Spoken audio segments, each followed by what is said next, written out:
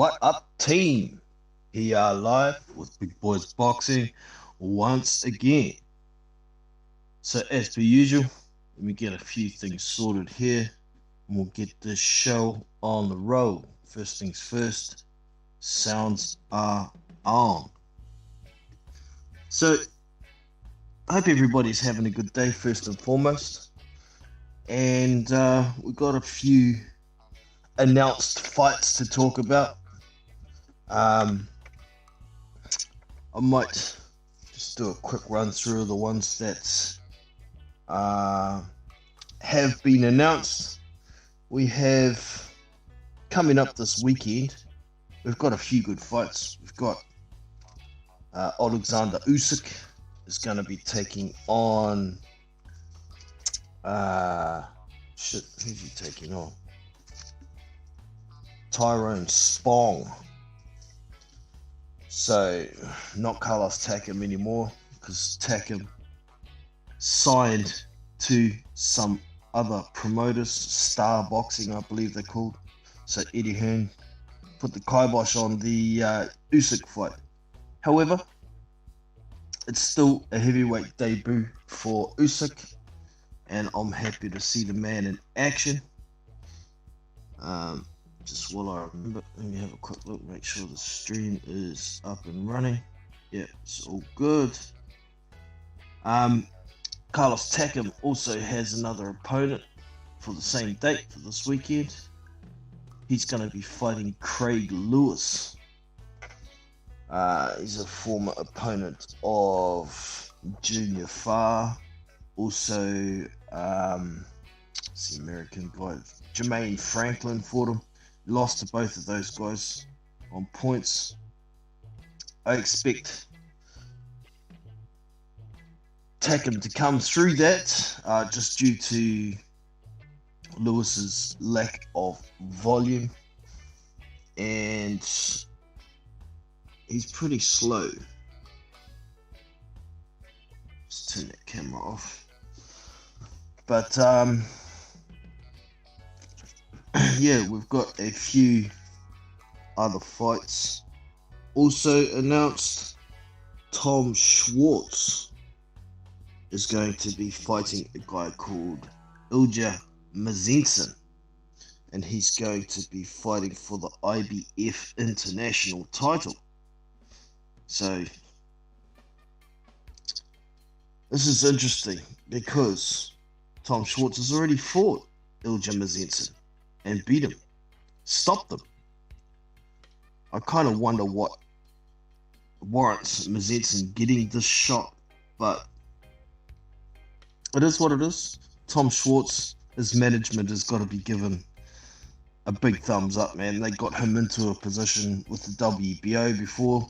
That's how he got the shot against Tyson Fury, and now he's getting another regional, well, assuming he wins, I think he will. He'll be getting another regional title and a position of power with the IBF. So, very well done to Tom Schwartz's management.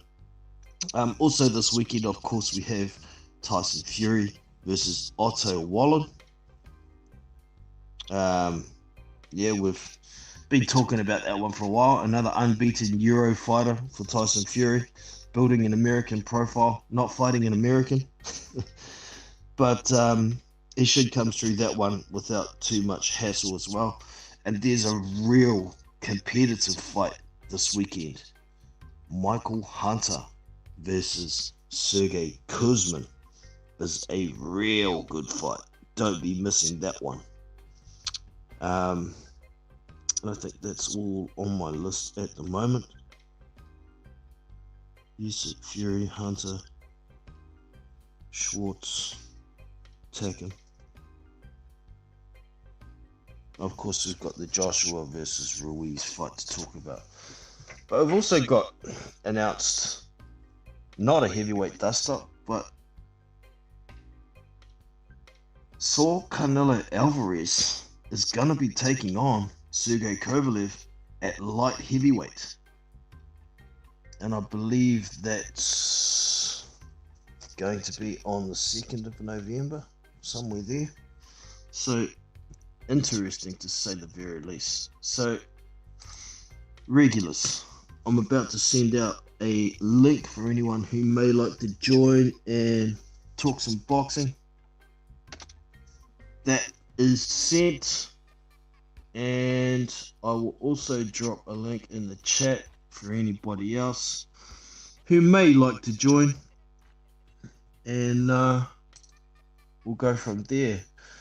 So the link is in the chat for anybody else who may like to join.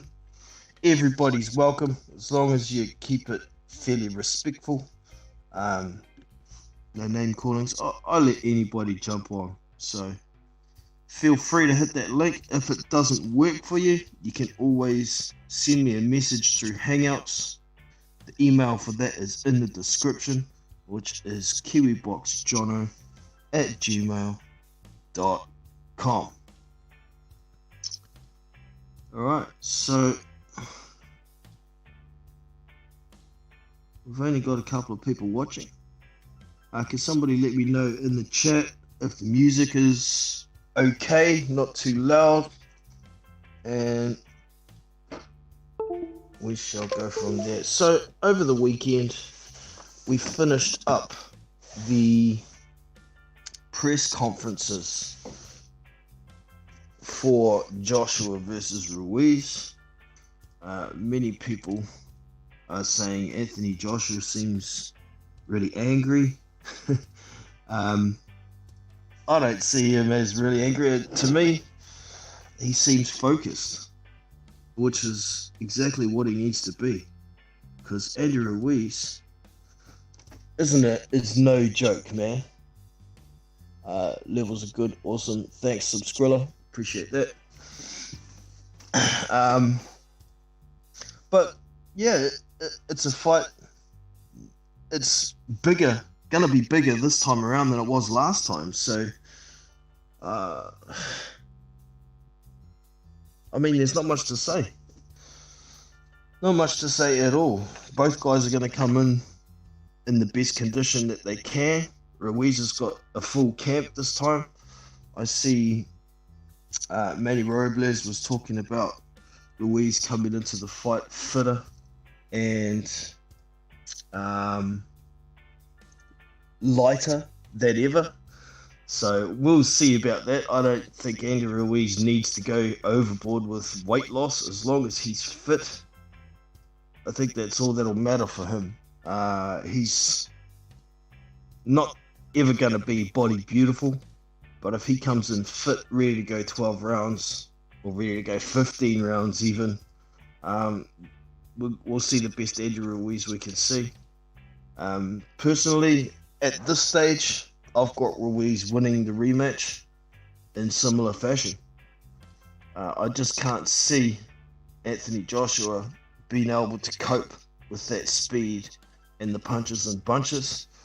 But I can imagine Joshua is definitely going to try and keep the fight long, maybe stick the place out a little bit, but he needs to get the win to get those belts back. There's also a lot of talk about Deontay Wilder. You know, they've pushed the Luis Ortiz fight back as far as they can to a week before Anthony Joshua versus Andy Ruiz. It's not actually confirmed yet, but it's looking like it's going to be on the 23rd of November, 1 week before, just like the Brazil fight was. Is there anything to it? Well, yeah, of course there is. They want to get into Anthony Joshua's head, somewhat like it may have been last time. Joshua was thinking a lot about the spectacular KO that Deontay Wilder had over Dominic Brazil at the time. So I can see they're probably trying to do the same thing again, trying to distract him. And ironically, Deontay Wilder has been very quiet for some time, but once these press conferences started up, he started piping up about Undisputed and taking on the winner. possibly trying to distract Anthony Joshua from the task at hand once again, and also maybe riding Anthony Joshua's publicity a little bit. I mean, that's good promotion, really. It's not, oh, he's just using my name.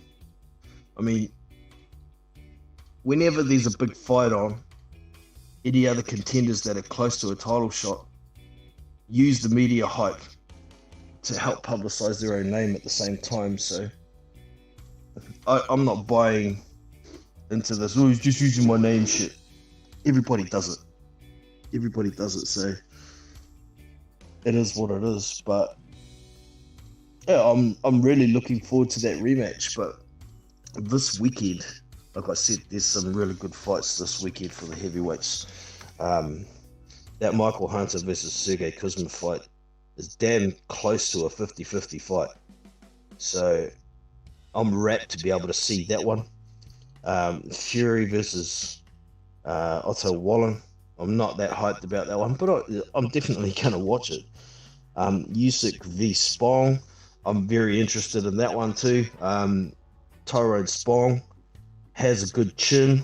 He used to be a kickboxer, so you know kickboxers are renowned for having good chins. So Usyk should at least get some rounds out of him. And Tyrone Spong does have a good right hand, so it's not going to be a walk in the park. I think it's probably a little less difficult than the Carlos Takam fight would have been. Takam's a bit more technical and a bit more skilled, but I don't think he carries as much power. Tyrone Spong hasn't really been tested yet, so this is a big question mark hanging over how he's going to go against Alexander Usyk as well. And of course this weekend there's also Carlos Takam versus Craig Lewis. And I think that's a pretty straightforward fight for Takam. I think he should win that one on points, but could be very interesting at the same time. So I'm not sure if that one's actually going to be televised. I know it's at the Catskill Casino and Resort, so I might just try and go and have a look and see if there's any televised action for that one. But yeah, just give me a sec here. Excuse me for a moment, people.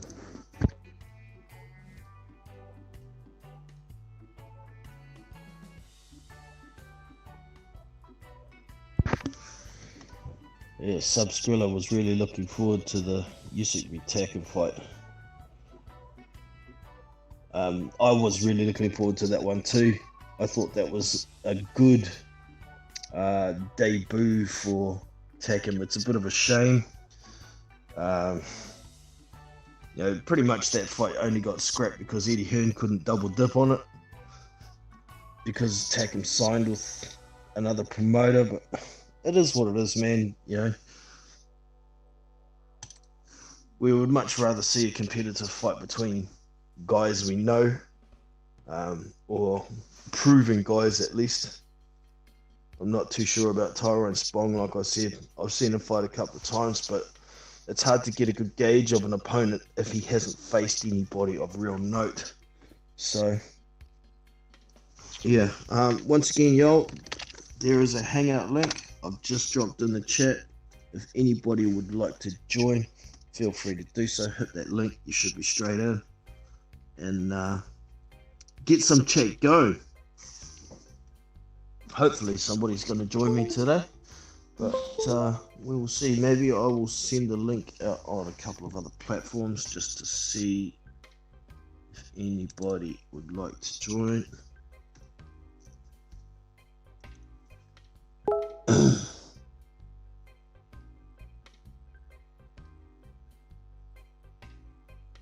Yeah, tragic to see McCall in the ring again for sure.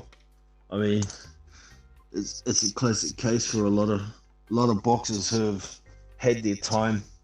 They scream out for a little bit of money at some stage and jump back in the ring to try and make a bit of money. I don't think Oliver McCall was thinking about possibly challenging for a title of any sort.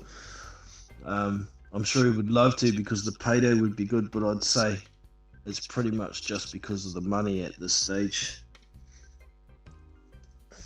So, yeah, once again, it is what it is.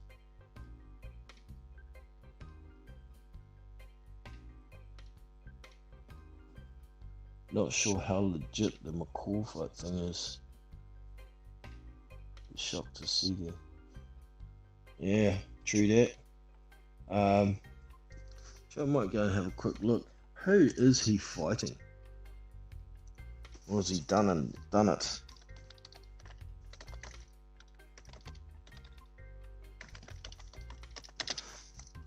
Oliver McCall.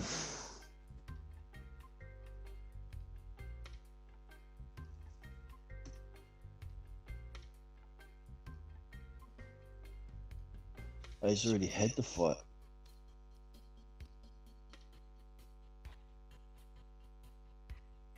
Hugo Lonali. Okay. RTD. Interesting. We've got Marla2243 in the house. How are you today, brother? Good, mate. Awesome. Looking forward to a decent weekend of boxing after a pretty boring one this weekend. Yeah, this weekend was lousy. The Hunter fighter, hopefully they show that. Yeah, man. Definitely. I think that's on the Usyk card, is it? Let's have a look.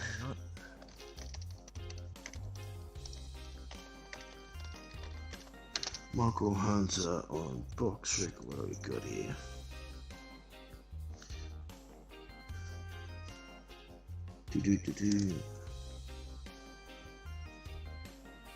Oh, no, it's on the Devin Haney card. That's right. I remember now.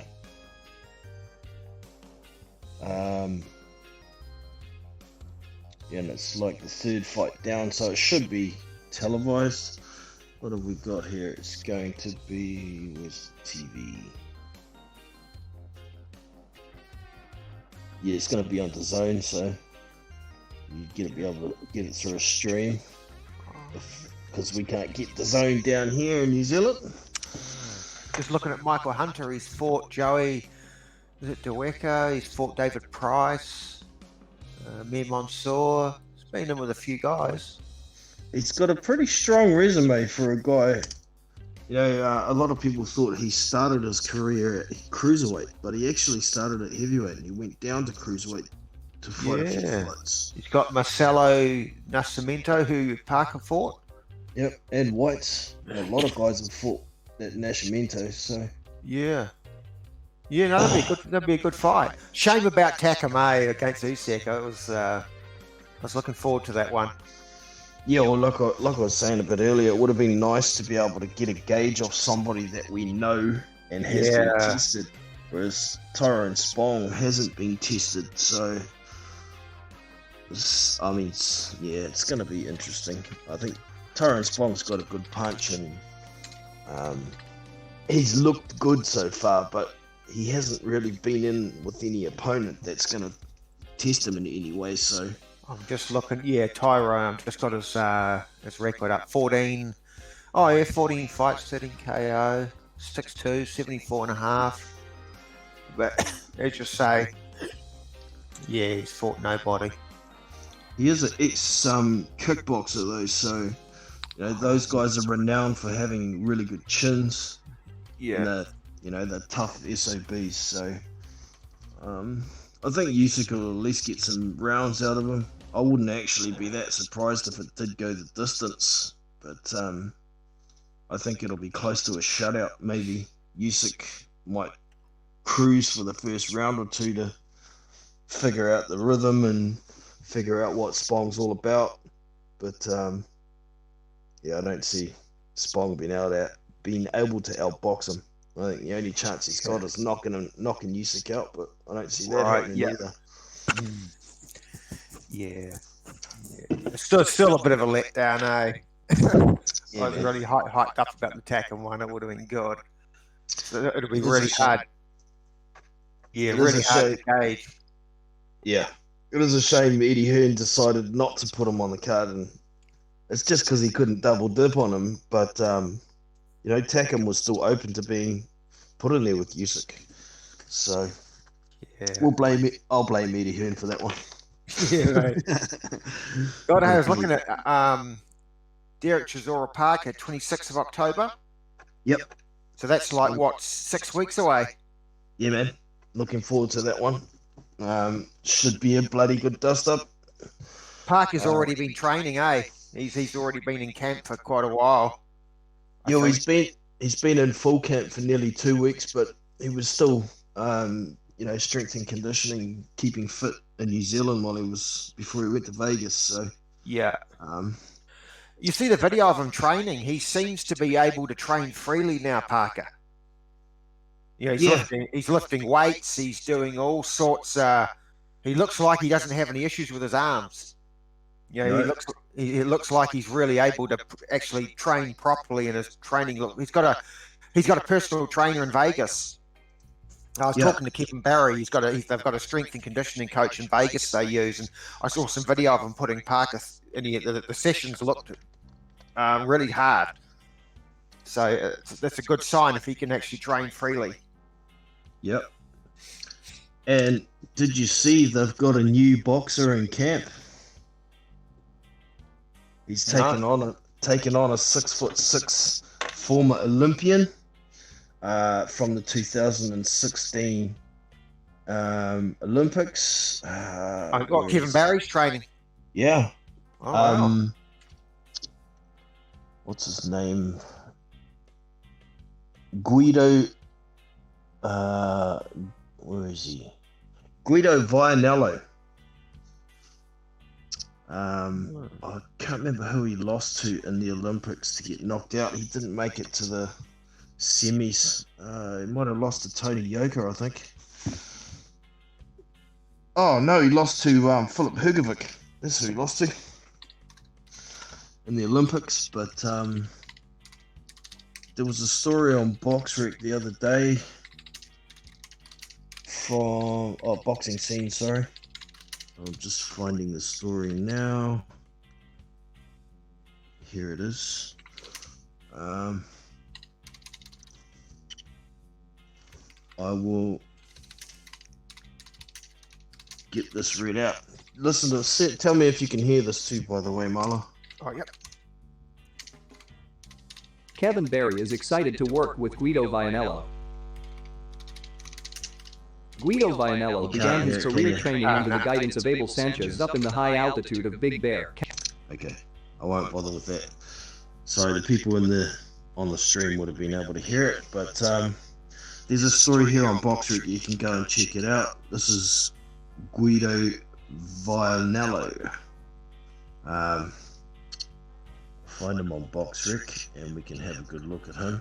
I think this will be not only a good adage for Kevin Barry, but also good sparring for Joseph Parker as well. Yeah, definitely. Yeah. Not so much for his matchup against Derek Chisora, of course, because this guy's one of the big boys, but definitely some good quality sparring. And they had been using Tony Yoka at times as well as a sparring partner for Joseph Parker. So, yeah, very interesting. Yeah, it's gonna the Parker fight with Chisora. It's going to be an interesting fight because Chisora, he's a pressure fighter. He's going to be in Parker's face from the whole fight. You know, you look at the way he fought. Chisora fought Dillian White. Yeah, they were intense pressure fights. And so Parker's not going to be able to take a breather. You know, Chisora's going to be right there. And the thing with Chisora, the way he goes to the body and then up to the head is really nice. And he got Spilker with it, but there's also Mr. Boxing Today had some footage of him of Chisora sparking with, I think, Brian Jennings. Oh yeah, practicing some inside fighting. Yeah, it was rough, man, rough sparring, and he was doing the same thing. He was going to the body and up to the head, really nice. Yeah, so that's something Parker's going to have to look out for. We've got to stay off the ropes. Yeah, well, it's going to be interesting. I think, at least for the first 4 rounds, Parker's going to have to, a lot of boxing, not letting Chisora get too close to him. Yeah. He's going to have to use a good jab, deter him from coming in too quickly with some uppercuts as well. But I think if Joe can get through the first 6 and win maybe 3 of them, he should be able to go a bit more to town on the second half. So I think Chisora will slow down, but he's still going to have to be wary of that overhand right. Oh yeah, right. It's almost like Chisora's found a purple patch of form in his career. He's knocked Takam out, he's knocked Spelker out. So you do have to take him seriously. Definitely. Really looking forward to that matchup, and I hope Joe can pull his finger out of his butt. I want to see a good performance. Yeah. Because I think it's going to be a good performance. Got to be. Yeah. Welcome to the panel, Rafi. How are you today, mate? I am very well. Had a good day today. The sun was shining in the UK. So it's a good, blessed Sunday. It was a blessed Sunday. Awesome. And a pretty quiet weekend, not much boxing, so maybe Not get much some other, boxing. get some other stuff done for a change. Exactly. It's nice. I took a day off yesterday. No uploading, just, other stuff. Yeah, that's the one. Alright, so we've got a few fights coming up this weekend. Some one in particular that is very competitive in my eyes is Michael Hunter versus Sergey Kuzmin. Since we've got a couple on here, I suppose we can go around and do some predictions. You want to kick off there, Rafi? With that Hunter versus Kuzmin. Yeah, I'll go first. I like Hunter. I think he's one to watch in the heavyweight division. I'm expecting good things from Hunter. He just seems very competent. Seems highly competent. I see him getting past Kuzmin. How the finish? I see him getting past Kuzmin on points. Just being more. I just see him as the more complete of the two. Fair enough. Pretty wise choice there. I think Kuzmin's pretty durable and pretty skilled himself. Yeah. And he's pretty accomplished as an amateur. He's beaten David Price in the pros. So I think Kuzmin actually stopped Joe Joyce in the first round in the amateurs as well. So yeah, can't really be overlooked. But what are your thoughts on that one? Oh, sorry, Rafi, were you gonna add a little bit more there? Yeah. I was just saying I'm not downplaying Kuzmin's accomplishments. I just see Hunter as just I just see him as more complete. I like Hunter more. I just like him more. Like his chances more, and I see him edging out Kuzmin by points. Yep, he's going to be slightly smaller than Kuzmin. I think Kuzmin's 6'4", and Hunter's 6'3", so yeah, very competitive fight, I think. Yeah. Going to give us your take there, Mala? Yeah, I was going to go for Hunter on points as well. Yeah, looking at Kuzmin, he looks pretty durable. So yeah, I'll go for Hunter on points on that one. Yep. I'm also going for Hunter on points, but at the same time, I wouldn't be that surprised if Hunter didn't manage to get the stoppage. I was looking at Hunter's records. Where is he? I'll just find him. And there was one on there, one opponent that he stopped that not many people stop.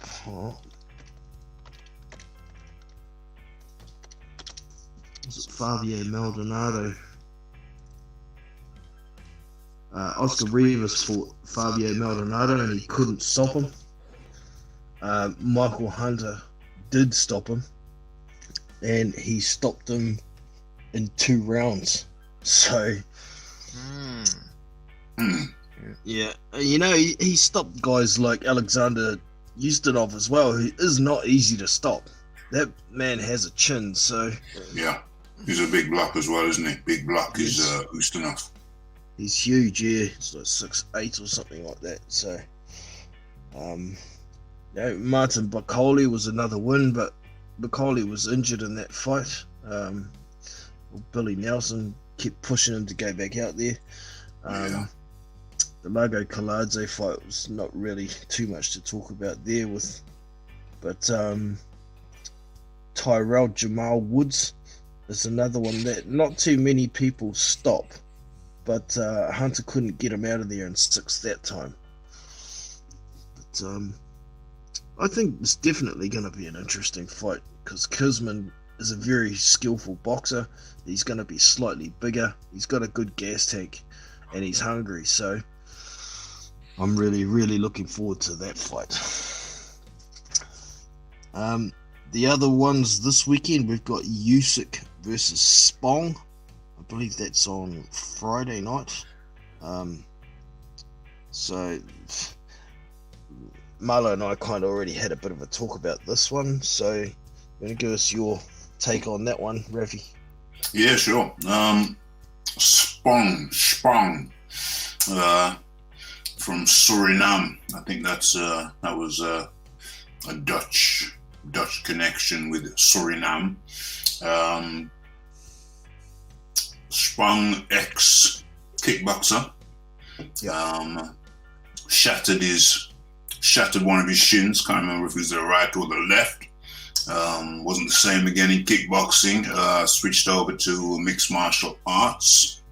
I think he had a couple of scraps in mixed martial arts and then made his way to boxing, where he could just rely on his hands. I used to watch him back in the day, in the Glory days, fighting in the Glory organization. He wasn't a heavyweight back then. He was more of a middleweight, light heavyweight. He had to bulk up to get to the heavyweight division. And so I guess I always see him. I always think of him as a middleweight from his kickboxing days. That's how I see him. If you go back to his older pictures, he's a much smaller fellow. Maybe he shrunk himself down because he wasn't exactly a big heavyweight, so he thought he'd rather be a big middleweight or light heavy. But that's how I always think of him, as a middleweight stroke light heavy.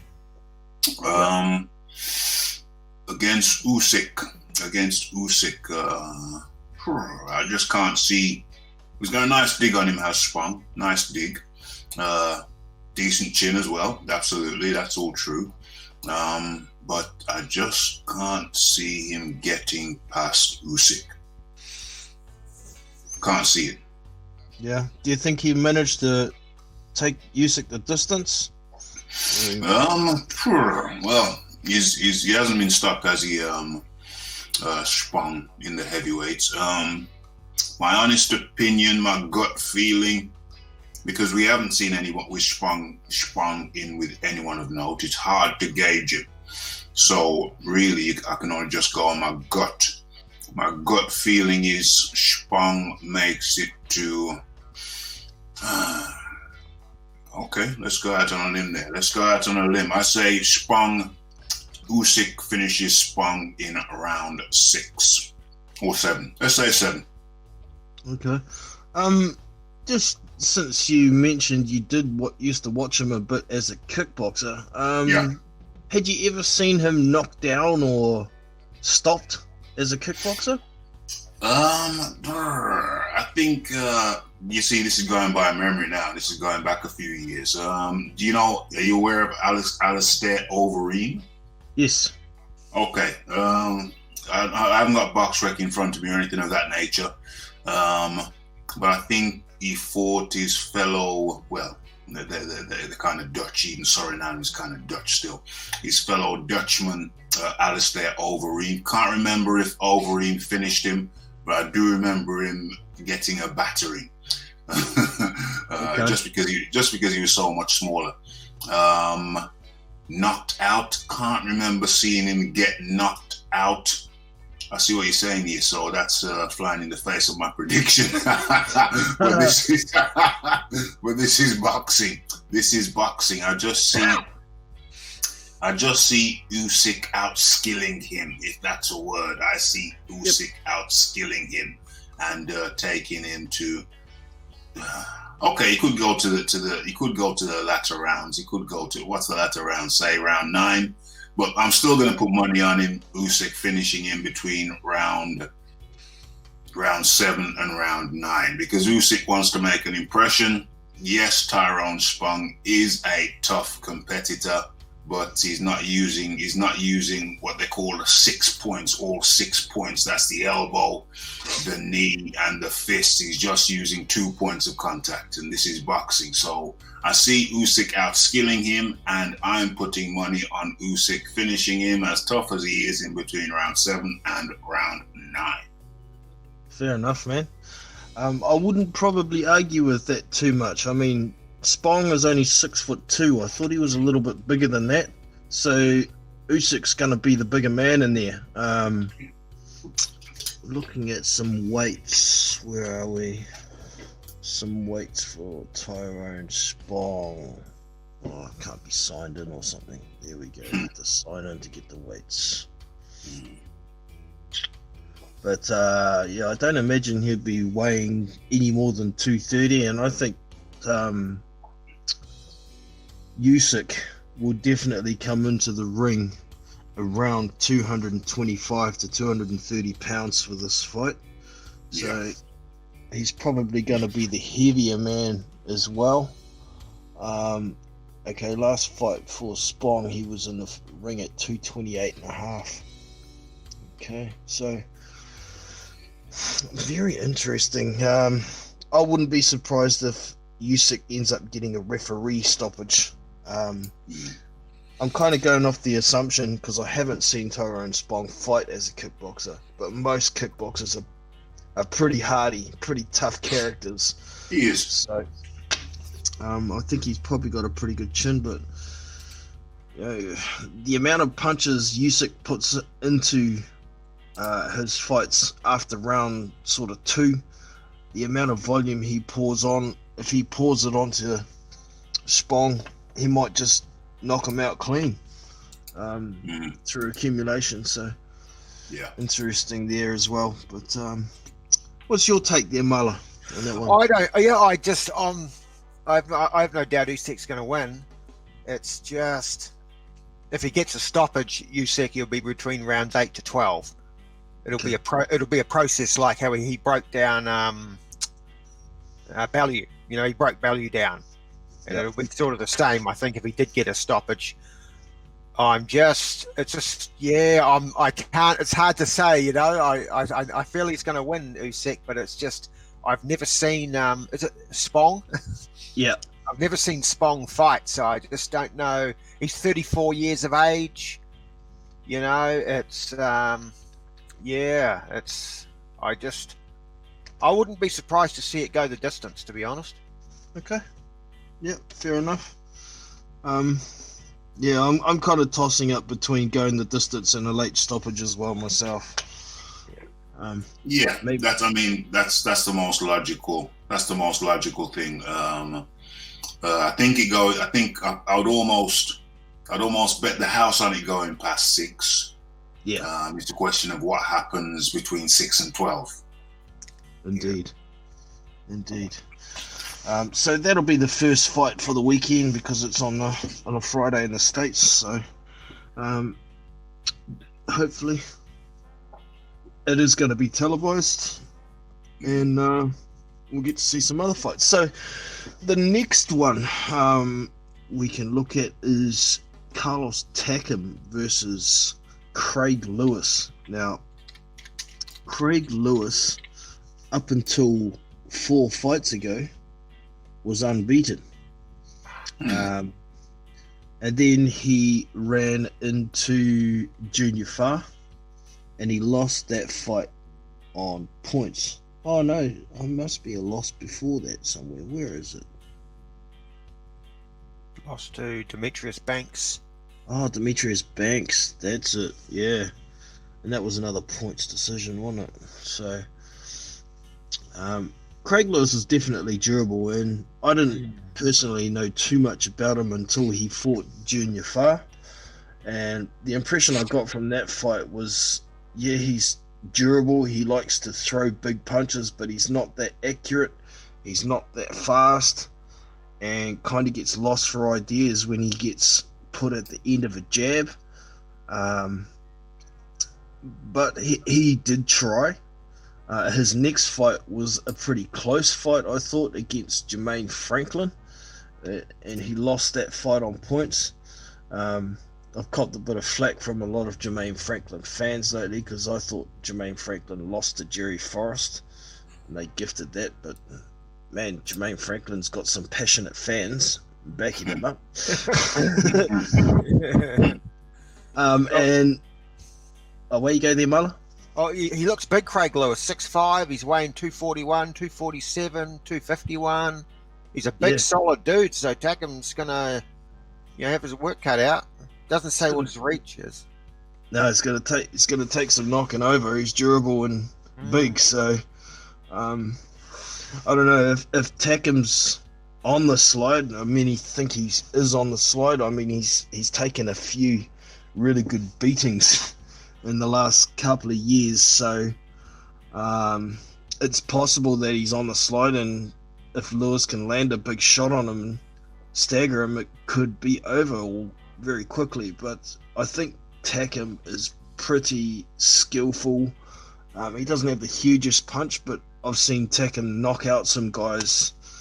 I think it was after he lost to Parker. He fought somebody. I'm just having a Olax to me. I remember that. Fight. I'm picking Tackham on points.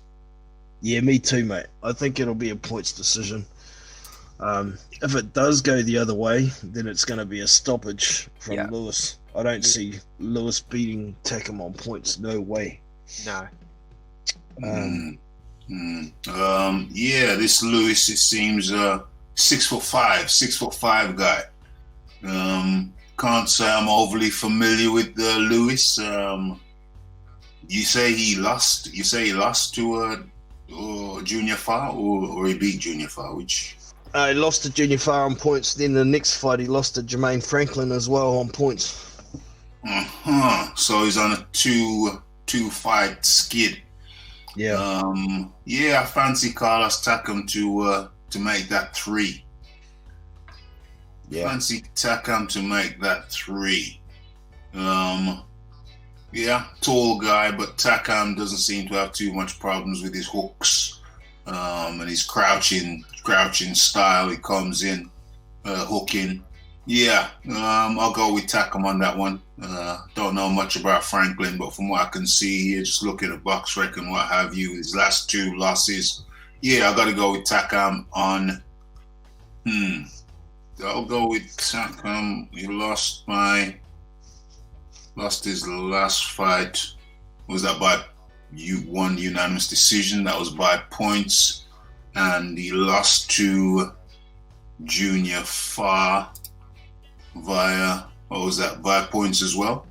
Yeah. Okay. Looks like Takam. If I was a betting man, I'd go Takam by points. Yep. Yeah, me too. I think.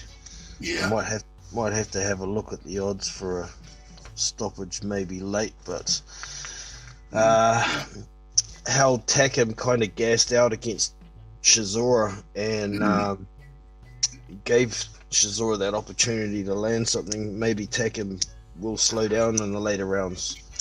Yeah, it's not inconceivable that Craig Lewis might take advantage of Takam's questionable gas tank now. I think his gas tank is in question after the Chisora display, when he was handling Chisora quite well, I think. He was hammering him, really. He was. Yeah. I suppose. I remember watching that fight, and it was going the way I thought it was going to go, and then all of a sudden, boom! It was, Takam was floored. But this fight, he is 10 rounds, and he got stopped in the 8th round by Chisora, so he should be able to go, a 10 rounder. Okay, you'd think. Yeah. Well, Takam's 38 years old now, isn't he? Yeah. So he'll be 39 this year. It's definitely, how would you put it? Once you get past about 37 to 38, people are always going to start questioning your gas tank and your reflexes. Yeah. One of the first things to go. So he is coming to the end of it. There's no doubt. Yeah, no doubt about that. But he's always been an entertaining fighter to watch, has Carlos Takam. I mean, the first time I watched him properly was when he fought Povetkin, and that was an awesome fight to watch. It was brilliant, though. It was good, man. But has he still got that much in him? Oh, I don't know. I don't think this Craig Lewis has got enough volume in particular to be able to push him far enough to trouble him. So we'll see. Yeah. Interesting fight. I'm still going to go Takam on points. I think. I'm still going Takam on points, but like I say, it'll be interesting. The 8th, 9th, and 10th round will be interesting if Franklin manages to conserve his energy. But then, if he's focused on conserving his energy, then maybe Takam will be focused on knocking him out. So Yep. Definitely be some entertainment for us anyway. Yes. Should we bother talking about Tyson Fury versus Otto Wallen? Damn it, man. It's tragic, eh? It's terrible, mate. I mean, I'll just come straight out and say Otto Wallen is getting stopped in round 6. And there's not much more for me to say on that, but yeah, man. You guys want to give your take if there's much to talk about? Oh, I think Tyson Fury by stoppage. Yeah. What round are you looking at, Marla? Get him within 6. Yeah. So, yeah, I mean, it depends on how much Otto can raise his game, knowing that the lineal championship's on the line. Yep. Yeah, well, like Tyson said, these guys who haven't fought anybody and unbeaten, you got to watch out for them because they might have something. But personally, I've seen Otto Wallen fight a fair bit. I think he's a fairly decent boxer. He's a tall guy, he knows how to use his reach. But the problem is Tyson's bigger. He knows how to use his reach. He moves better. He probably hits harder. I think maybe Otto Wallen's slightly better than Tom Schwartz, but only by a hair. So the width of a hair. Yeah. I think it's just sad, really. It's just sad that Fury's taking these type of guys. I mean, I understand the argument when he came back. He'd been on the substances. He'd been on the beer. He'd been a frequent visitor to the curry houses. The old late night washing down the beer with the old 10,000 calories kebabs and what have you. I understand that. Yeah, I understand that he needed some time to reacclimatize to boxing, the heavyweight division. I perfectly understand that. So he took Cephas Fury and whatever the other guy's name was. Tom Schwartz. Francesco. No, before when he just came back, he took Francesco Pianetta. Yeah, and Cephas Fury. I understand that was necessary. He just come back from the indulgences which you just discussed. I understand that, fine. And then he kind of seemed to get ahead of himself, we all thought, going in against Wilder. But then as the fight got closer, some of us started to change our mind, me being one included. I thought, well, mate, Fury can outbox him. And he almost did, or people can say he did. Unfortunately, he got knocked down twice in the process. Okay, so that's what happened. So now he's had 3 fights. So why the hell is he dropping back down to cherry picking? Yeah. Why the hell? It doesn't make sense to me. I sort of wondered, he signed that big deal with ESPN, and I always wondered if he's just looking to just have a whole lot of easy fights, make that money easy, and then finish his career with one last big fight against Deontay. Makes sense. Problem with that is if he beats Deontay. Yeah, mate, yeah. What's he going to do? Have to fight AJ. He's stuffed. Yeah. He's got to try and fight the 3-belt unified champion, doesn't he? If he doesn't, fight AJ, man, or whoever's the champ. His legacy, if he retires just holding the lineal championship, is going to be he's the guy who didn't fight the champ. Yeah, So, he's the guy who didn't give the champ the rematch. Yeah, in the first place. Yeah. Klitschko, he didn't give Klitschko the rematch, so that's already a big question mark. I mean, that adds a big question mark to the legitimacy of the thing. You beat the guy and never give him a rematch, then what's that all about? Yeah, and then if he doesn't fight Wilder, there's going to be two times ran away from a championship fight. Bloody hell. But I believe he will fight Fury. I think he's actually contracted already, like I've been talking about, as Deontay Wilder's come out and said multiple times that Tyson Fury should step aside, and he believes he will. I mean, there's no announcement. He has to step aside. Why? If you're not contracted, you don't have to step aside. So, and apparently, allegedly, Bob Arum has come out today and said that no, Tyson Fury will not step aside. So I don't know how legit that is, but I've seen a headline stating that. So that would imply that there is some paperwork, there is some contractual obligation there to fight. Definitely. The ultimate that I want to see AJ and Ruiz fight, and the winner of that fight the winner of Fury and Wilder. That's the ultimate, eh? That fixes everything, doesn't it? If the winner of AJ Ruiz is Ruiz, that's very doable. If the winner of Ruiz AJ is AJ, then I don't see PBC risking losing their one belt, their one stakehold in the heavyweight division. I don't see them letting that happen, because obviously Ruiz switched from Top Rank to PBC, so he's a PBC guy right now. Yeah, true. Definitely, the fight's a hell of a lot easier to make between Wilder and Ruiz. Yeah, and, that's very doable. We've had, what has it been, like 3 years of bashing heads together with Wilder and Joshua. So it's been terrible, eh? It's been terrible. Wilder's not going to take it. Wilder's not going to take it. I mean, there was a 100 million 3-fight deal on the table. Wilder declined. Well, he's not going to take it. I mean, Ruiz tried to pull out of the Joshua fight. Yeah, that's PBC. Yeah, it certainly seems when it comes to PBC, if the opponent isn't a PBC fighter, it's very difficult to make a fight with anybody.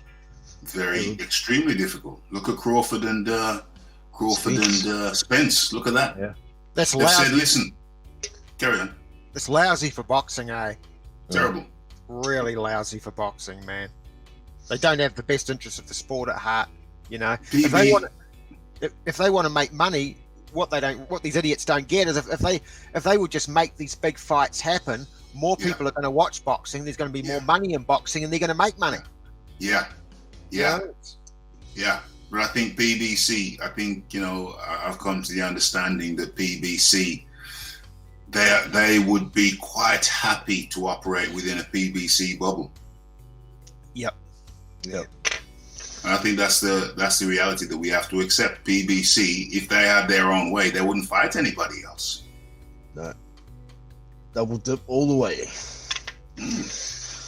So yes, in conclusion, I think if I'm forced to make a choice between Fury and Otto Wallin, I think I'm gonna have to go Tyson Fury again by technique of the method of victory, cherry picker bashing.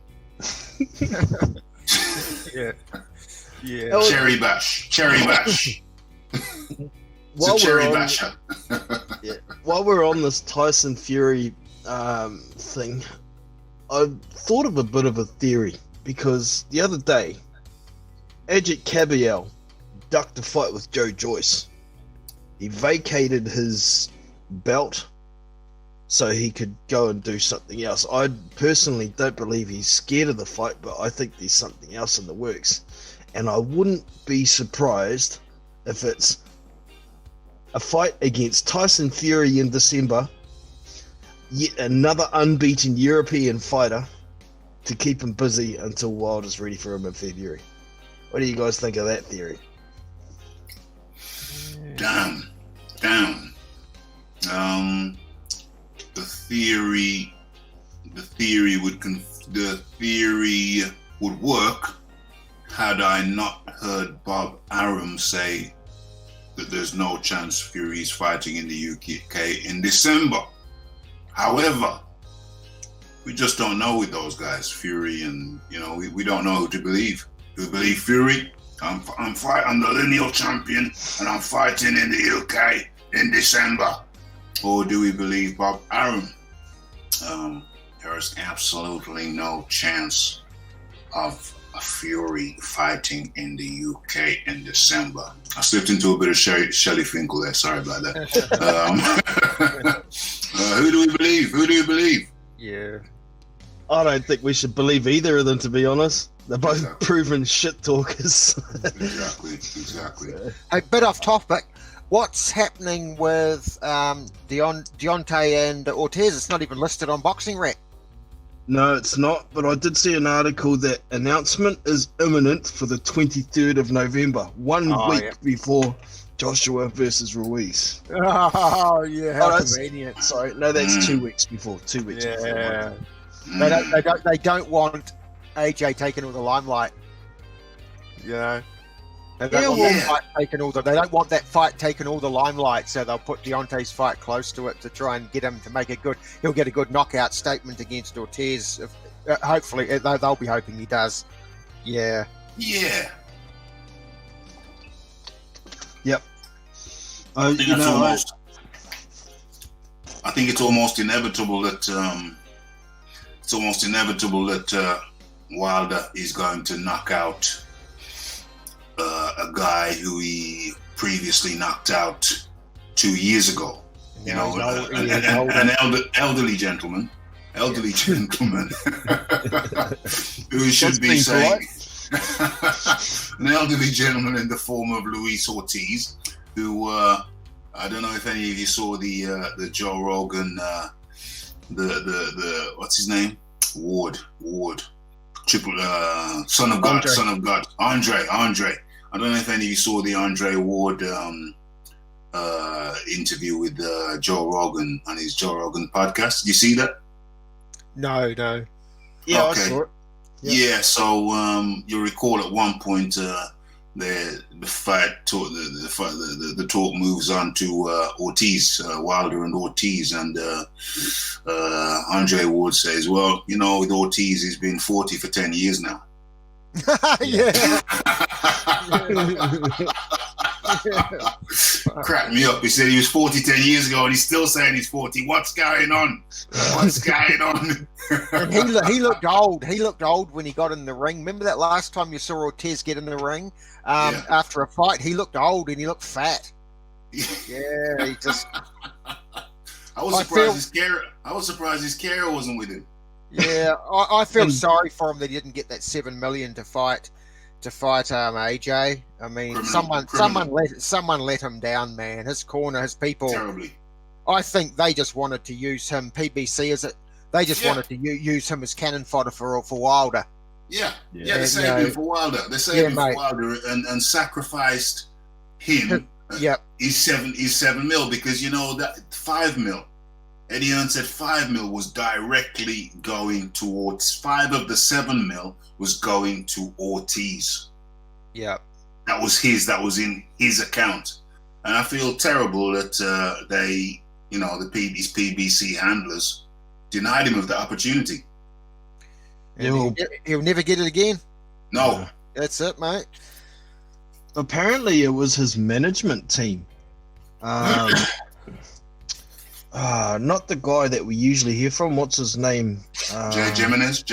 Yeah, not Jay Jimenez. There's another co-manager that's involved with his Well, apparently that was the promoter. Yeah, apparently that was the promoter who told them that there's an unlimited pot.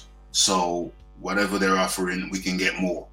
There's an unlimited pot, so we can get them higher. And then Eddie Hearn said, well, no, that's your lot. That's your 7 million. That's your lot. And they turned him down anyway. I think it was a soft shoe shuffle. I think when they went on the Boxing Voice, it was a soft shoe shuffle because remember, they said that Matchroom, Eddie Hearn, they've lowballed us. They didn't say we didn't know the figure yet. They just said they'd lowballed us. Then Hearn says, okay, they say I've lowballed them. I've got the text. In a week's time, after everything's been confirmed, AJ's opponent has been confirmed, I'll expose him. And then before that time came, they went on a popular boxing show and said, we apologize, we're sorry, it was our mistake, we made a mistake. Our promoter over there in wherever it was, Miami, misled us, this, that, and the other, and they did a soft shoe shuffle. Ultimately, the bottom line is that Luis Ortiz was in line for 7 million. We weren't lowballed, this, that, and the other. We were misled, blah, blah, blah. Ultimately, the bottom line of it is that Luis Ortiz missed out, and his family, he's got a wife and a few kids, at least 3, I think it's 3. They've missed out. He's been deprived of a 5 million in his bank account. 5 million for him. 7 million was the offer. 5 million, stipulated, was specifically for Ortiz, and I think he's missed out. And I don't see him getting 5 million to fight Wilder. He got $500,000 last time. Reported $500,000. Even if we double that and say it was $1 million, what can we double that again and say he'll get 2 million this time? I still don't think he'll get that much, to be honest. Well, there you go. Yeah, but he's been shafted. He's been shafted. Yeah, I wonder if there's any kind of court action he could have taken against that promoter, because he basically got ripped off. What his whole professional career was working towards was a payday like that, and they took it away from him. They did. They did. Yeah, it sucks. It does. It's terrible. I mean, for quite some time, Luis Ortiz was considered the boogeyman of the division. For me, there's contributing factors why people didn't want to fight him. There was never much money in an Ortiz fight. It's hard to promote a fight when the opponent doesn't speak English and so on and so forth. But in reality, he is and was a very skillful boxer. He's very hard to beat for anybody. And he got ripped off. It sucks. It does suck. It does suck. But another thing that crosses my mind is what happened to this. He's always in the gym. Ortiz is always in the gym. He goes from home to the gym, to school, pick the kids up, and then back home. What happened to that narrative when he shows up looking like a? Yeah, man. He looked terrible, So he must have. Yeah. So what happened to he goes from the home to the gym and then back home again? What happened to that? Yeah. What was it? He had about 6 weeks when the offer was made too, Yeah. So if he was going from home to the gym, he would have been fine to take it. Yeah. But it didn't look like he was going from home to the gym. It didn't look like that to me. He looked about 50 years old and not working. You know what out. I'm saying? You know what I'm saying? For sure. Never mind. Well, he may surprise us against Wilder. I think he's going to get stopped in less than 6 this time around. Yeah. I think he's going to be slower than last time. I think Wilder's got his number. He's figured him out. He's been in the ring with him. But if he surprises us, all credit to him. And maybe he will get another chance at a big payday before he turns 70. Yeah. So. I stopped believing in Santa Claus a long time ago, my friend. A long time ago. Wilder loves these rematches. Wilder loves a rematch. History tells us that Wilder loves a rematch, and he finishes his opponents quicker the second time around. Like Staverne, smashed him. Yeah. Smashed him up, mate. Smashed him up. I think it's a confidence thing with Wilder. He goes in there and he doesn't get enough credit for his boxing skill and his IQ. He knows how to just gauge the thing. He knows how to use his range. He's not reckless. He's not reckless. He gauges it out, uses the jab better than people give him credit for. And I think he's better than people just generally give him credit for. He stops everybody. Yeah. He stops everybody he goes in there with, or he drops them, or he brings them close to the edge of death. You know what I'm saying? Yeah. Yeah, regardless of what people say about him, I've said this before, he knows how to land that right hand. Yes. You know, people say what he can't do, but what he can do is land that right hand. He knows how to put it in there, and then once he gets his man rocked, he generally gets them out of there. He clubs you out of there, mate. He clubs you out of there. Yeah. I believe he's actually gotten better too. In the last couple of years, there's improvements I can see with, his judge of distance. His defense is actually a bit better than it used to be. A lot of it's going backwards in straight lines, but he's tall enough to get out of the way of most fighters. The only one who really can reach him now and then is Tyson Fury. Yeah. He's patient. He doesn't go wild as much. There you go. Particularly against higher level opponents. You didn't see him go absolutely batshit crazy against Fury when he knocked him down. Exactly. We did see it a bit against Brazil, but he obviously didn't respect Brazil. So he knows when to turn it on. He knows when to turn it on. He's kind of made me have to reevaluate my views on cherries. Before I said no cherries, I was a no cherry guy. No cherry, don't have cherries. But he's built himself up on cherries, and he's been gradually moved up and until he got to the point whereby he fought a skillful boxer in Fury, and I think he acquitted himself rather well. When you look back on the replay, he acquitted himself rather well. He didn't get embarrassed in there. And he dropped the guy twice. Now, admittedly, it was a very close fight, but he didn't get embarrassed in there. So now I think he's been brought up on a staple diet of cherry pies, but all those cherries help build his confidence and build his skill in the meantime. And now I think he's got to the stage where he knows exactly, he pretty much knows what he's doing in there, and he knows how to get people, regardless of their caliber, he knows how to get them out of there. And I think if he fights Fury again, he gets Fury out of there. I agree. I actually was talking to someone about that, and I got that same impression. I always knew in the first fight, I felt that he would struggle with Fury's style. He'd find it very difficult, but at some point he would land the power and get him out of there. And he nearly did it. He nearly did it, but not quite. But the next time round, he's faced Fury's tricks. Yeah. He's aware of his tricks. So he's aware of his tricks. Yep. I would actually put money on Wilder to get the stoppage second time round. And I'd also like him if they have a second fight to come in at about 220. Just come in a little bigger. He will do. Light, wasn't he? He will do. That's what he did against Breezel. He had the dummy run at around 220, I believe. Put some weight on, came in at 220, And he loves a rematch. His confidence builds in a rematch. He's just one of those types of guys, more cautious than people realize he is. And he was kind of cautious and tentative against Fury. He gave Fury a lot of respect. Second time around, I think he's one of those guys, he dials it in. He knows what doesn't work, he'll get rid of that. And he knows what does work, he'll keep that. And I think he believes that he'll get Fury out of there. I believe he'll get Fury out of there. I thought Fury could win the first one, but the second one, I think, is a slightly different ball game. I think he believes that he'll be able to get Fury out of there. And what's more, controversial point here, I think the Fury thinks the Wilder will get him out of there the second time around as well. Very controversial. Yeah, Fury only just got out of jail, eh?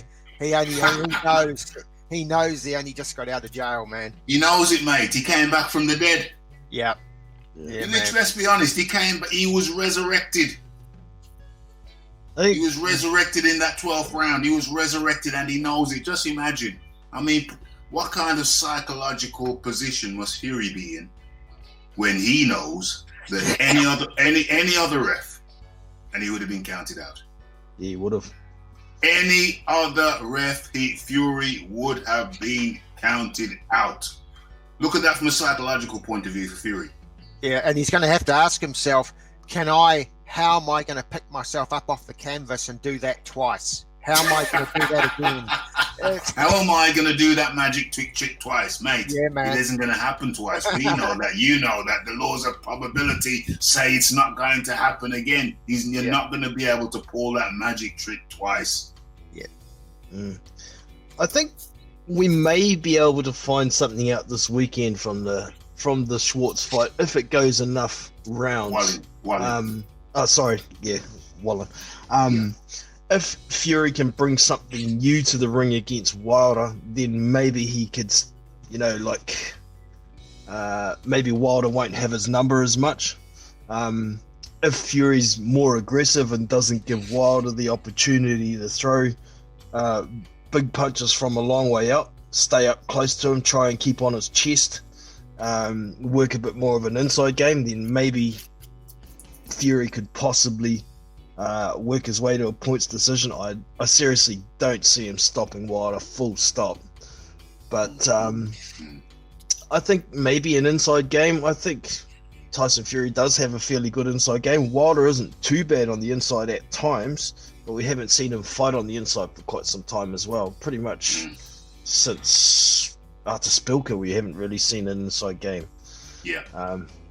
So I don't know. It's definitely an interesting fight, and it's one that I really want to see. I mean, there's two fights that I really want to see to sort this division out, and that's the rematch between Ruiz and Joshua and the rematch between Wilder and Fury. Those fights I have to see one way or another. Yeah. So, I'm looking forward to when they finally happen. But for now, we've got Otto Wallen this weekend. Whoop-de-doo, yeehaw, so happy. And we'll move on from there because, we'll get to see something of what Fury's been working on. And I think we need to see something new for him to have a chance against Wilder. Yeah. It's going to be interesting too. Like Andy Ruiz and AJ, they're doing their press conferences now. They're both going to have a 12-week camp. It's going to be very interesting a week out from the fight to see what their bodies look like, both guys, what their bodies look like, because that's going to sort of give us an idea where they are mentally. Because with Andy Ruiz, I'm looking at Ruiz, and it's like when he came into the first fight, he had no pressure on him, he had nothing to lose, he had no money, and he was desperate. He was desperate. So when he got dropped by AJ, he thought, I'm not having this, and he got up and he rumbled. He wanted to fight. This time around, is he going to be as hungry? Is he going to be as desperate if he gets hit with hard punches? Is he going to do the same thing and say, oh, to hell with this, I'm up for this? Or is he going to say, well, I got enough money now, I don't need this? You know what I mean? Yeah. That's a good question. Very good question. Very good proposition. It's psychologically, just where is Ruiz psychologically? Like, I think if Ruiz trains the house down, has a good 12-week camp, and he wants this, he's really up for this, I think he's going to win by TKO. I really do, if he's up for it. But if he's not up for it, he's going to actually get hammered, because I think AJ's going to bring more. AJ would have studied the first fight. He knows he screwed up. He made a lot of mistakes. They're going to be working on a lot of things, using the jab properly, fighting from range, tying him up when he gets close. They're going to have studied all that. He probably will come in lighter and a bit quicker, a bit more nimble. So, Ruiz is going to have to be really on top of his game. As I say, if he is on top of his game, physically and mentally, he's trained hard and he wants to be there. He wants to keep his belts. I think he will. I think at some point he will close with AJ and land the punches, and I don't think AJ will take them. But he has to have his mind in the right place, Ruiz. If it's not in the right place, I can see him losing. It's easier to win the belts than keep the belts. Yeah. Yep. And in AJ's position now, he's got to have a renewed hunger. I mean, it's been a while since he's been a challenger, and he wasn't expecting to lose to Andy Ruiz, to say the very least, but to get his belts back and prove that a man is somewhat defined by how they fight once they lose. All the great champions lost their belts and got them back, so he wants to get himself into that category as well. So, man, as long as Ruiz is hungry to keep his belts, then we're gonna have a cracker of a fight, man. It's gonna be awesome. You could argue that Ruiz is always hungry. Yeah, man. Yeah. But, you could argue that Ruiz is always hungry. The thing is this. Like I said, it's easier to win the belts than keep the belts. I think Marla made an excellent points there about in all seriousness, the hunger that he has to keep the belts. It takes a different type of animal to have the what do you call it, the tenacity, the hunger, the desire to keep a hold of the belts. Winning it's the easy part. Keeping it, now that's the test of a man. Because you're already a millionaire, eh? You're a millionaire now. You're a millionaire now. You got the silk sheets now. It's like the Marvin Hagler quote. It's the Marvin Hagler quote. It's kind of hard to go running at 6 a.m. in the morning, 5 a.m. in the morning when you got to get up out of silk sheets. Yeah, man. Hey, it's such a good saying. It's a brilliant one. And can Ruiz? I'm tipping Ruiz for the victory the second time around. He's got a great skill set, and as important as that is the fact that he's already done it. Already done it. AJ gave him the belts to hold, and really that was a show of disrespect from AJ to him. It was like letting a kid hold the keys to your Ferrari. You know what I'm saying? Yeah, you play with those. It's really not your Ferrari. It's my Ferrari, and I'm going to take them back from you in a second. But you can hold them. Yeah. Hold these. It's like, here you go. This is the closest you're ever going to get to these. Yeah, that's what he was saying. He was saying, I feel sorry for you, your little fat pudgy fella. Have a hold of these. Let them take some pictures of you. Let them take some pictures of you holding the belts, because you're never gonna have them. And then he took the belts back and gave him a little. You might as well just ruffle his hair. You ruffle the kid's hair. Just there you go, little skipper. That's how much regard. That's how much AJ thought that Ruiz. How much of a chance he thought Ruiz had. Yeah, man. Yeah. That's a snapshot. I was kind of wondering through the three press conferences over the weekend that wondering if Andy Ruiz was going to let Joshua touch the belt. Yeah. It was a big hell no. I was thinking that myself. I was just saying, AJ, just touch one of them. Just reach out and just caress it. Just caress the WBO belt again.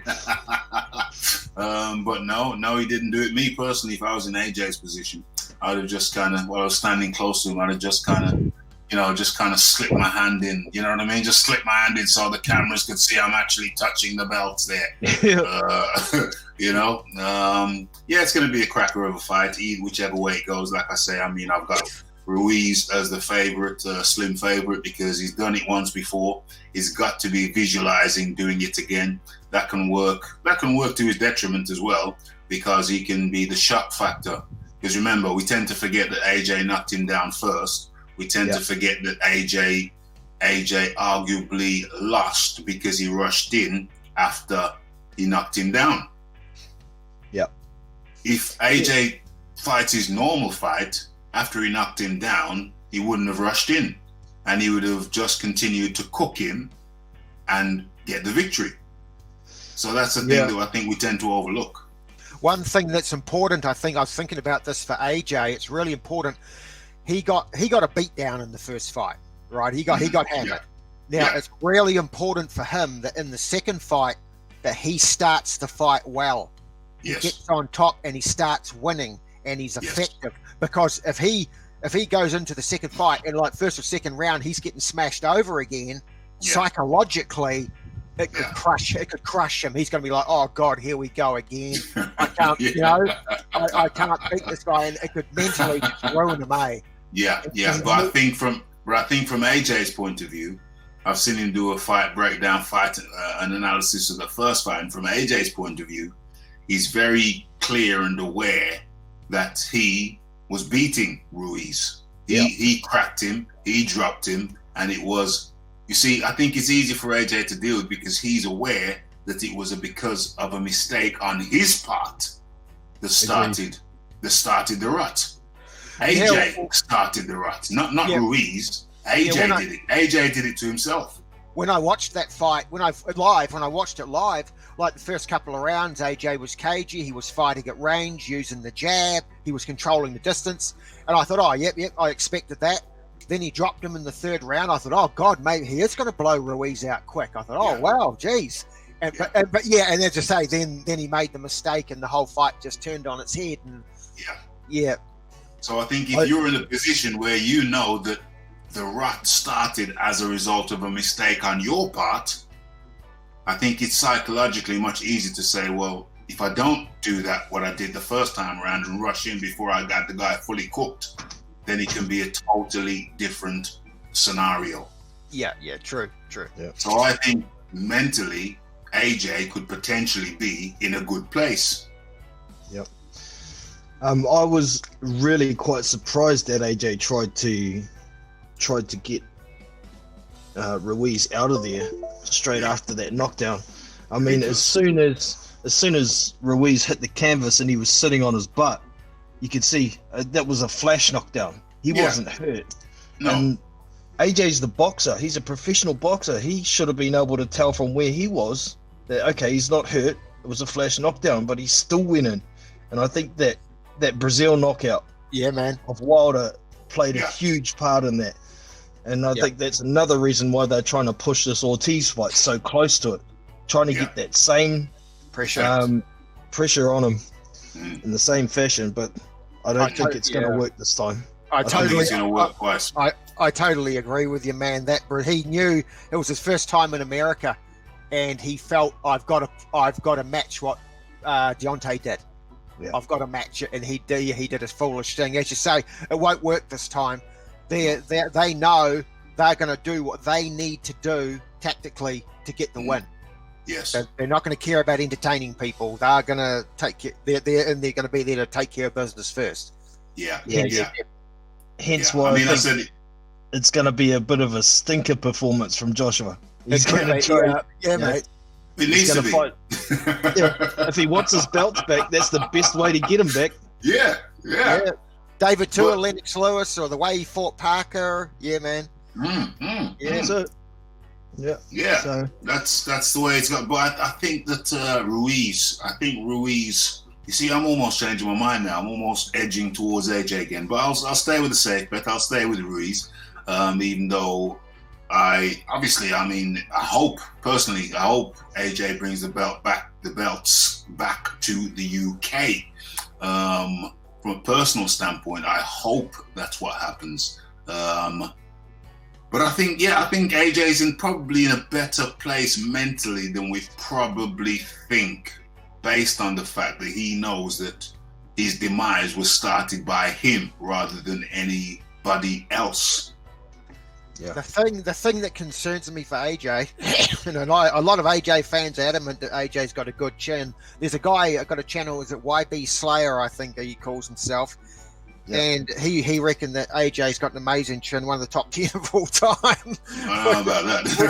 I don't know about that. Yeah, I was laughing when I read it, but I feel as much as he tries to run, as much as he tries to be slick, at some point Ruiz is going to get inside on him and open up on him and hit him. And how is AJ going to take those punches again? That's the thing, and I can still see AJ at some point taking some big shots and going down. It's when he gets hurt. He can't. The recovery time. Yeah, the recovery time. I mean, he seems to have a pretty good chin, but once he's hurt, he needs a couple of rounds to recover. And if he doesn't get those rounds with the pressure still getting poured on, that's when he gets in trouble. So, See, what was it? Vladimir Klitschko, he let him off the hook. He did. He had a couple of rounds here, and he didn't go after him, and then AJ recovered and then smashed him. And that was Vitali's fault. Yeah, he told him, hey, be careful. Yeah, he told him, just take it easy. He's wearing down. Bad move. If he gets second win, you're in the shit. Yeah, but likewise, I mean, we have to look at the other side of the coin. What if AJ knocks Ruiz down again, which is highly probable? Yep. And then takes his time and then knocks him down again. Yeah. Interesting.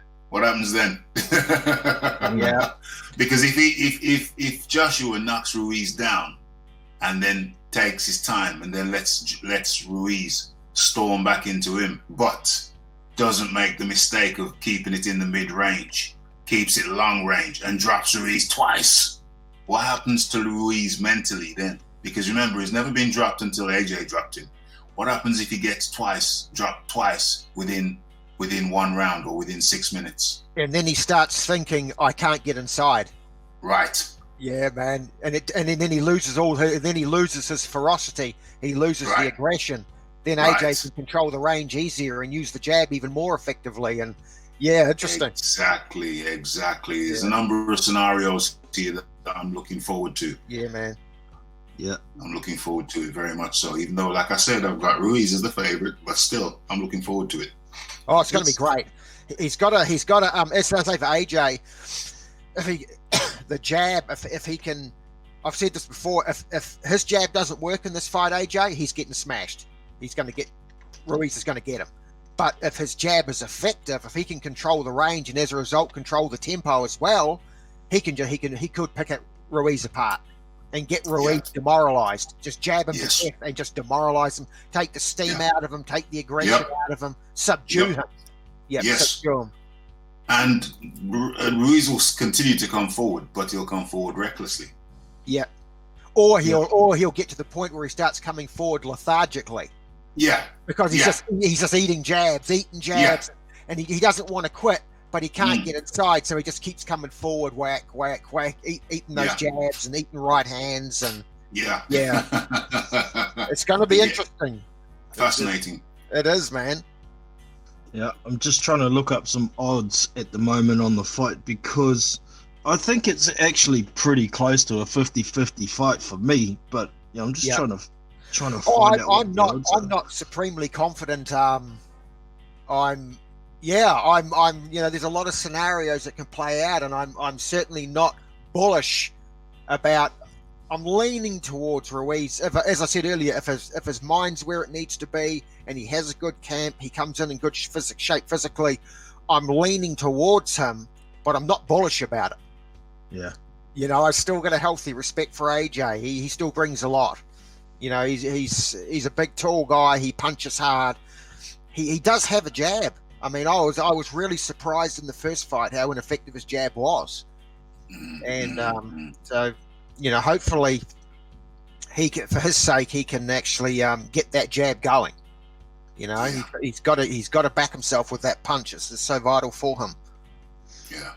Well, he's had ample time to analyze it. I mean, I think what's his trainer's name? Rob McCracken. Yeah. He said something very interesting in an interview with Seconds Out Radio Raheem. He said something very interesting. He said, well, second time around, I don't think AJ will be looking at tapes of other fighters. So if we pause that there. Second time around, I don't think AJ will be looking at tapes of other fighters. Yeah. AJ was watching Wilder tapes. Madness. Yeah, right, madness, absolute Exactly. madness. Exactly. That's how much he overlooked Ruiz. He was looking at Wilder tapes. All right. Okay, guys, I've found some odds with the TAB New Zealand. Andy Ruiz Jr. is paying $3.50 for the win, which is 3.5 to 1. Anthony Joshua is paying $1.30, which is 1.3 to 1. And for Anthony Joshua points decision is $13. That's 13 to 1. For Anthony Joshua on points is $4.32. So it's just over 4 to 1. Andy Ruiz Jr. on points is $4.30. And Andy Ruiz Jr. by... Oh, actually, I've got those around the wrong way. Sorry. Andy Ruiz by decision is $13. Andy Ruiz by knockout, $4.30. Anthony Joshua on points, $4.33. And Anthony Joshua on points, $1.79. So it seems the most likely outcome, according to the bookies here in New Zealand, is Anthony Joshua on points. Yeah, interesting. Very interesting. Indeed. I think Anthony Joshua. Who's it? I think someone said Anthony Joshua is the slim favorite over here in the UK as well, but it's very slim. Okay.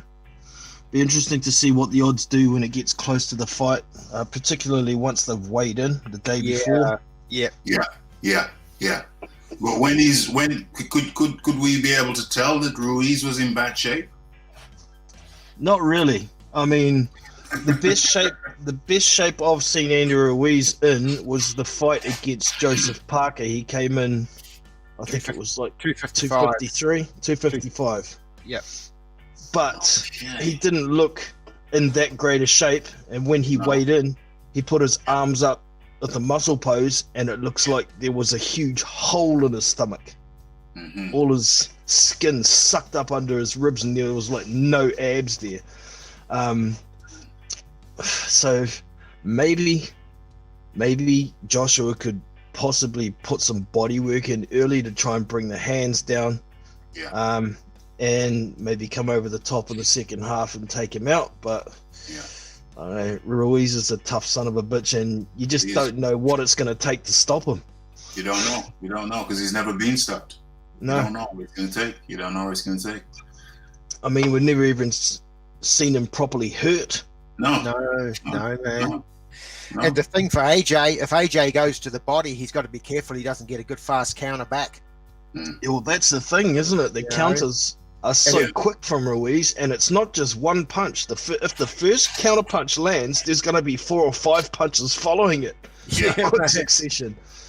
And the uppercut for AJ as well. It's such a beautiful punch for him, but he's got to be so careful when he throws it, because if he misses, he gets a left hook. Yes. Yeah. It's like a machine gun. It's like a machine gun. To me, AJ's got to fight going backwards. He's got to fight going backwards and sideways. Parker, he's got to fight like Parker fought him. Yep. Got to fight backwards, throw punches when you're going backwards, and a lot of lateral movements, diagonal, lateral, because Ruiz is plodding forward. You know, he's plodding forward, marching forward like a damn soldier. So fight backwards, fight going diagonally, backwards. Just keep angles, try and get angles on him. But definitely fight going backwards to an extent. I don't mean marching backwards, but just backward step, diagonal step, diagonal step. Yeah, keep your back off the ropes at all times. At all times, don't do that. Don't get rope burned. Don't do that. Stay in the center and go around him. Diagonal steps. To me, that's the key to victory. Touch him up. Listen, he was doing well in the first fight. Drop him. Just do what you do. Just do what you're doing. Diagonal step backwards. Drop him again. Let him get up with extra fervence. He's going to come harder and take advantage of that. It's got to be the bull fight. It's got to be the bull versus the matador. Yeah, man. Yeah, definitely. It has to be fight. that. Yeah, he's the bigger man. He's got to fight big. Yeah. Yes. Common sense. Thank you. Oh, good. All right, lads. I'm kind of running out of time. I've got some stuff to do. So it's been awesome having you guys on. It's been a really good in-depth chat today about a few fights, and I'm extremely happy with that. So thank you very much. Sweet. Thanks for having me. Good to be here. Thanks to everybody in the chat as well. See some good conversations going on in there. Wouldn't be the same without you guys there. But yeah, it's been a pleasure. So any final words before we go, Marla? No, just enjoy the fights, and I'll see you on the next podcast. Awesome. Thanks for tuning up. Rafi, last words, mate? Yeah, final words. Just it's boxing. We got some great fights have happened this year. Great fights are coming this year. Just enjoy it, and we'll be here to talk about it. Awesome. If you haven't already, make sure you get over to Raphael Dawkins Combat Radio's channel. Check it out. Subscribe. Enjoy the content there. And that's us for today. Smash the like button over here for Big Boys Boxing. The like, subscribe, comment, share, and all that good shizzle. Awesome. Thanks for that. All right, lads. We will catch you next time. This is Marla2243, Big Boys Boxing, and Raphael Dawkins Combat Radio. We out. See you.